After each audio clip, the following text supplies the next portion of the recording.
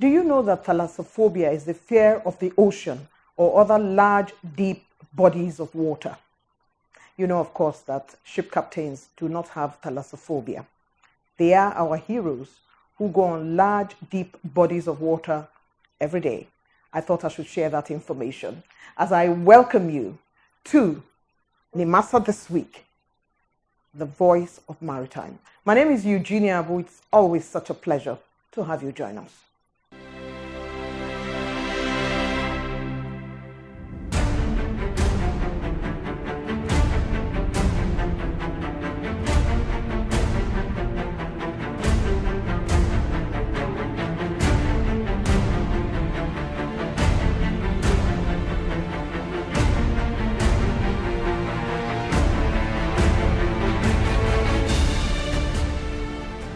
It's time to take a look at what the Director General of Nimasa, Dr. Bashir Jamo, has been up to in the last couple of weeks. Take a look.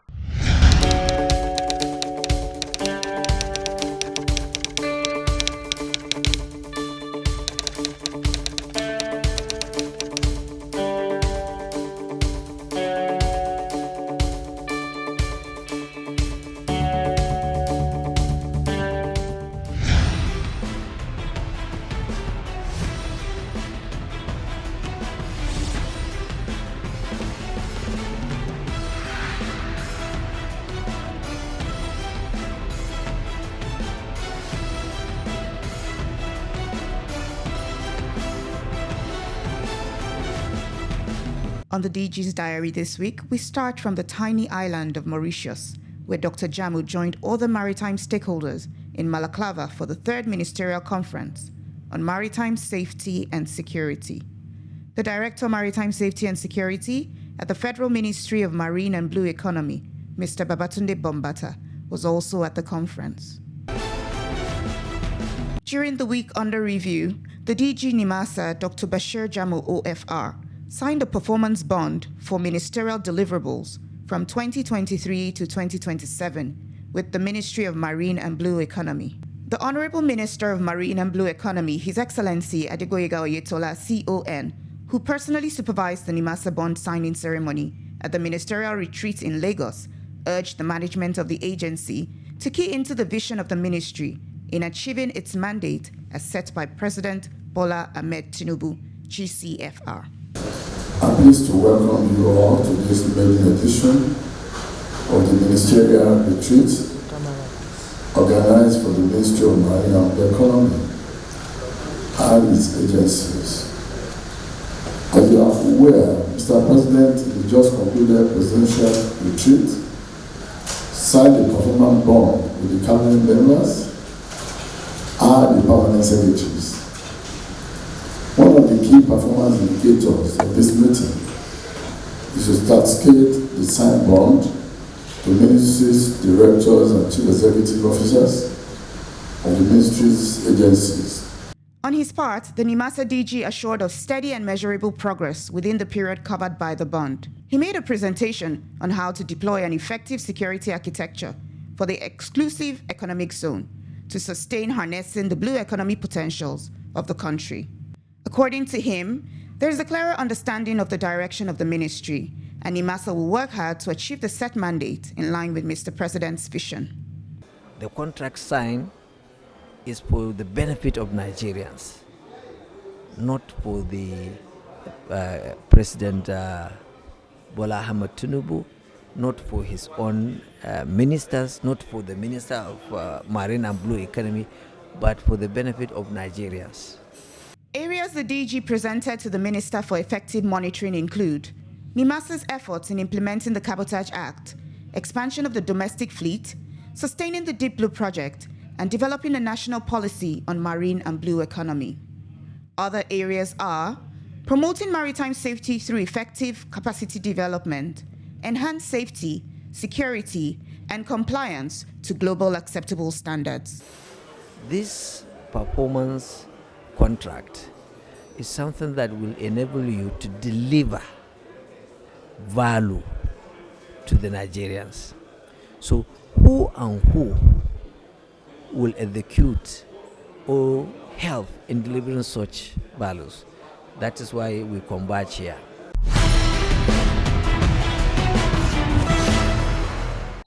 The Ministry of Marine and Blue Economy recently organized a retreat for its stakeholders and federal government agencies under its ministry.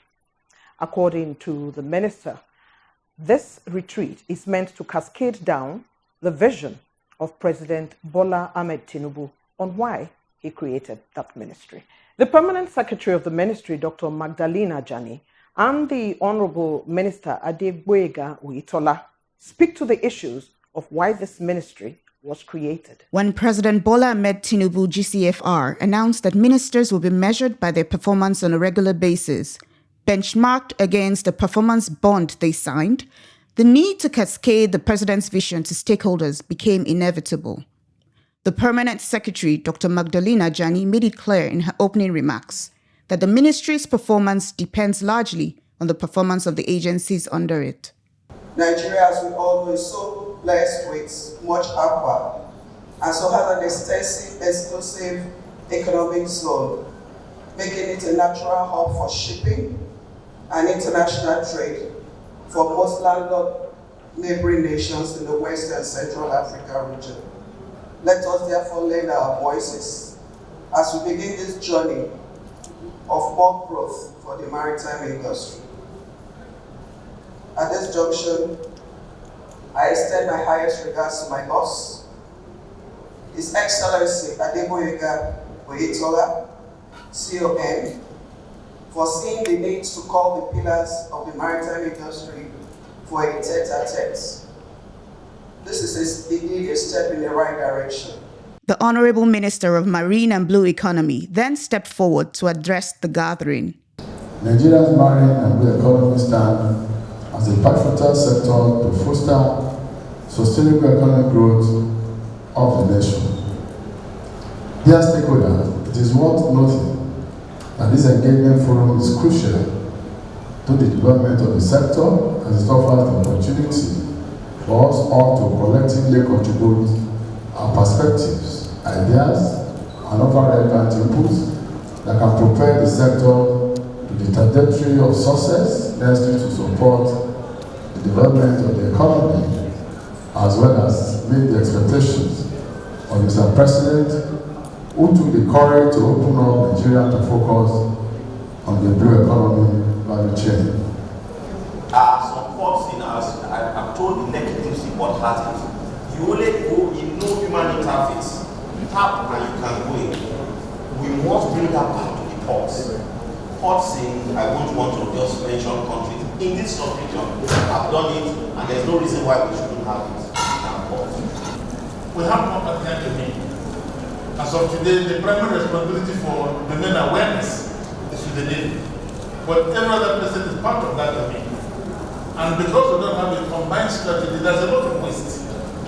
For instance, he mentioned the different FDAs, the different surveillance arrangements, Falcon Eye, C4I, and the rest of it. There must be a dashboard. When ships are arrested in Nigeria, these ships eventually become wrecked. The EFCC, the courts, we must look for a way where ships under arrest can be kept operational.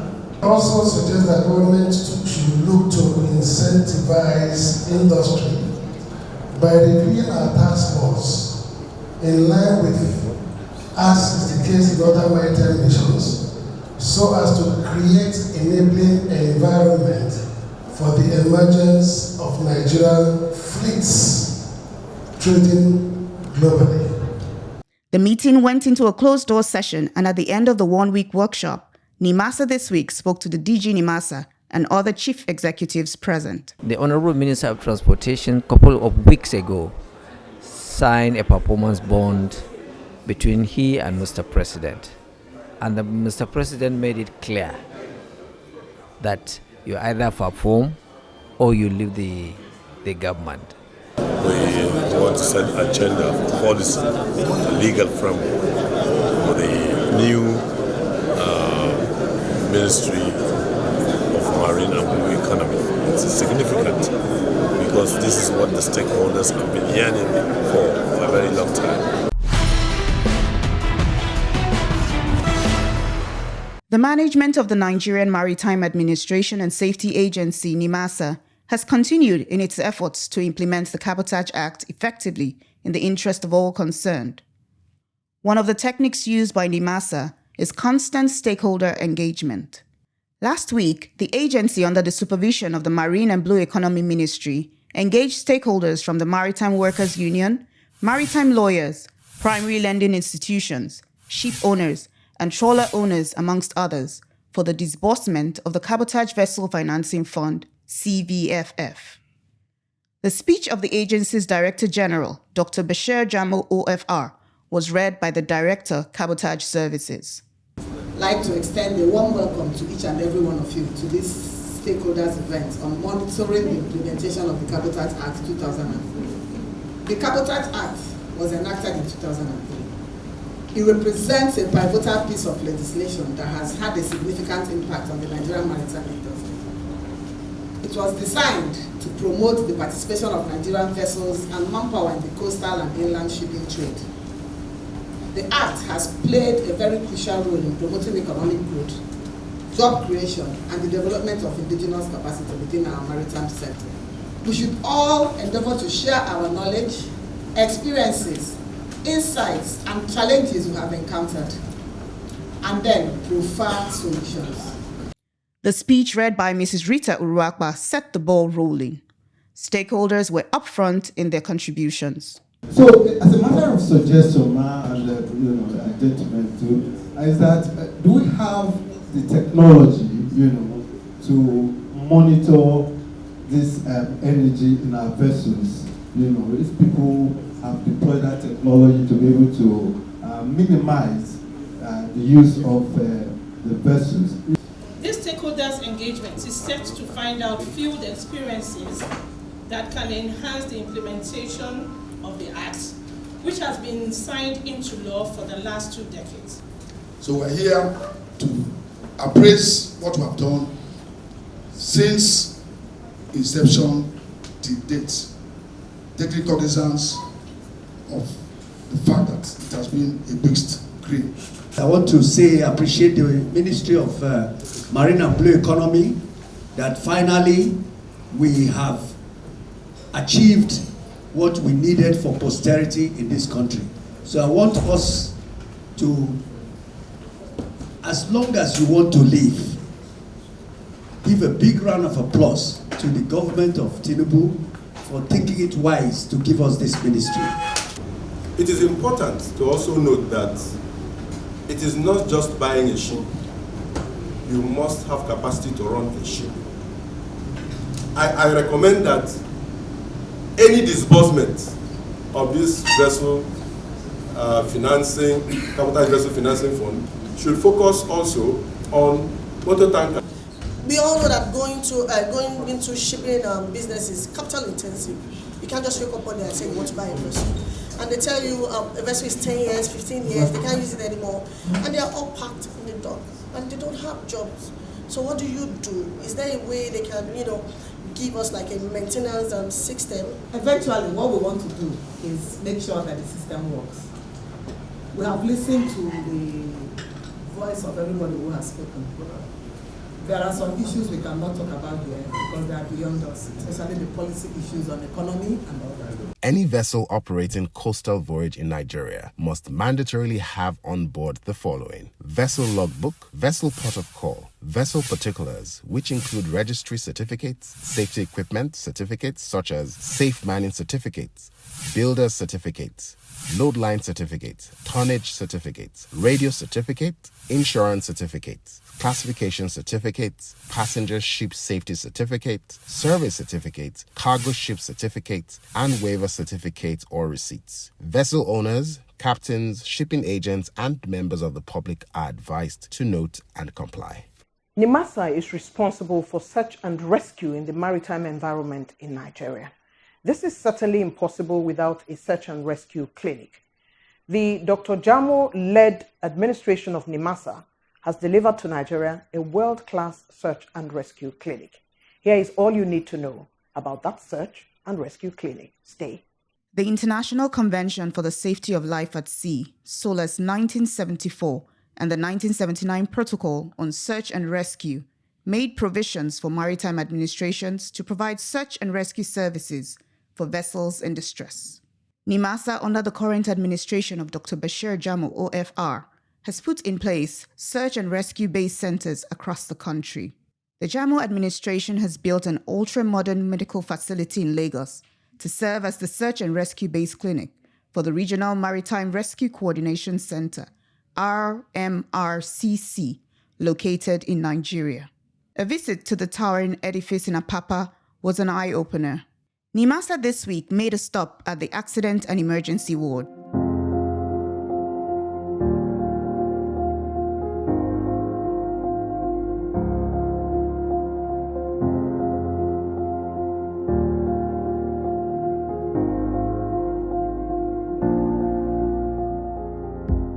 My name is Declan Oda, the Assistant Director of Health, Safety and Environment, also handling the radiography session of the Search and Rescue Base Clinic. You are welcome to the X-ray room. This is my machine, the machine I use, usually a Dell compatible digital X-ray machine.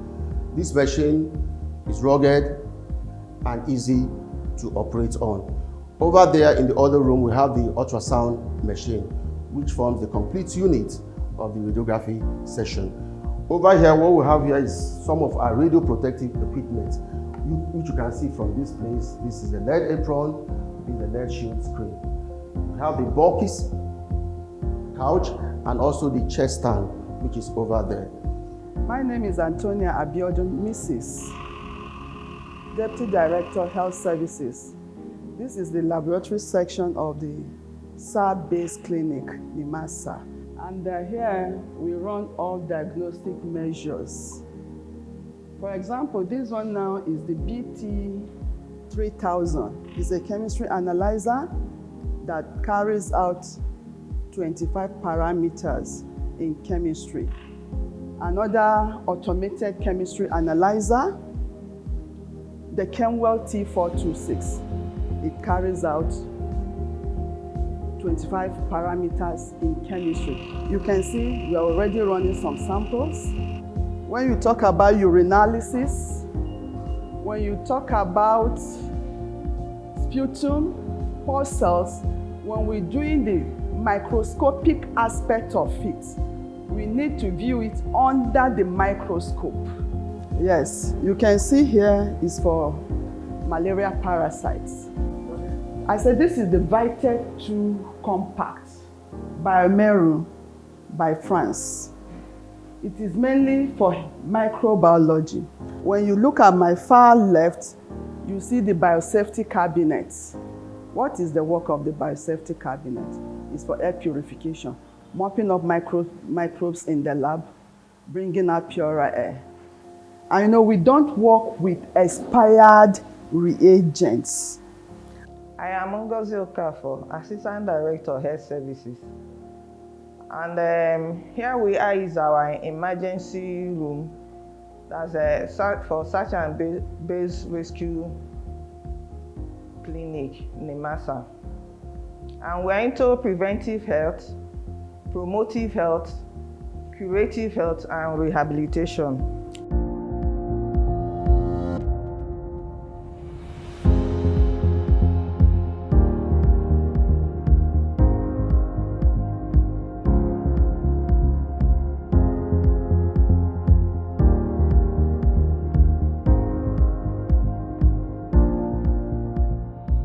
We are really grateful to the management of Nimasa because this project came as a result of the systemic thinking of the management of Nimasa, led by the distinguished DG CEO, Dr. Bashir Yusuf Jamo. And the medical personnel of the agency is very grateful for this initiative. Specifically, what do?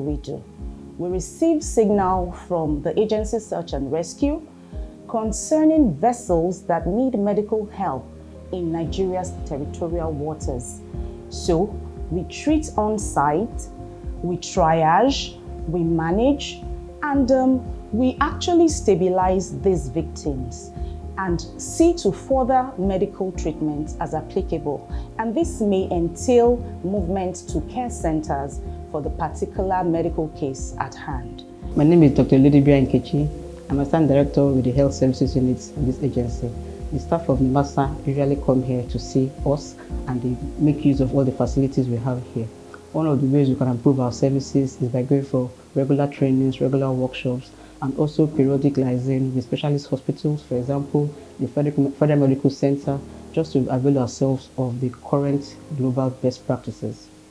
Well, I would say basically what has been done here is reaching the mandate of Servicom as an attending to promptness, quality service delivery, from the very front to the last stage, that's from the reception, the vital points, the doctors, the laboratories. There's service delivery. It has made things are easier now. You spend less time, you're well attended to, and actually sometimes I even wonder if I'm not in Dubai, if it's actually Nigeria we're in, because the management has done a very, very, very wonderful thing in the search and rescue clinic. My name is Raphael Titus Epo. I am the Health Records Officer. My designation is Assistant Chief Health Records Officer. This is my section. This section is Health Records, Health Information Management section, where if you come here to get treatment, this is the first point of call. Yeah, I believe so. They've been doing wonderfully well in terms of attendance to us when we come. It has been very swift.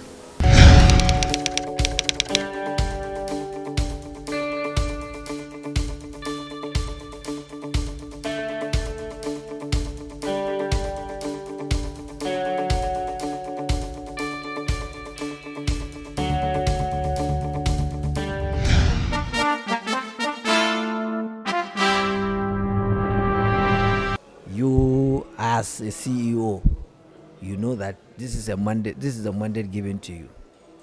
Before you can go and sit down and do whatever you want, at the end of the month collect your salary. So what this means, no, it's no longer a business as usual. If you are earning salary and you answer the name of the CEO, you must deliver the mandate given to your own agency as CEO. Otherwise, you close shop. Introducing the Nimasa Distress Response Call Lines for all maritime stakeholders, ship owners, seafarers, ship captains. Whatever your challenge or distress in the Nigerian maritime domain, please call 0803 0685 167, 0708 0005 956, 0700 0700 010. If you can't reach us on these lines, please call 0700 0700 020, 0700 0700 030. Also via VHF Radio Channel 16. Call and Nimasa will respond.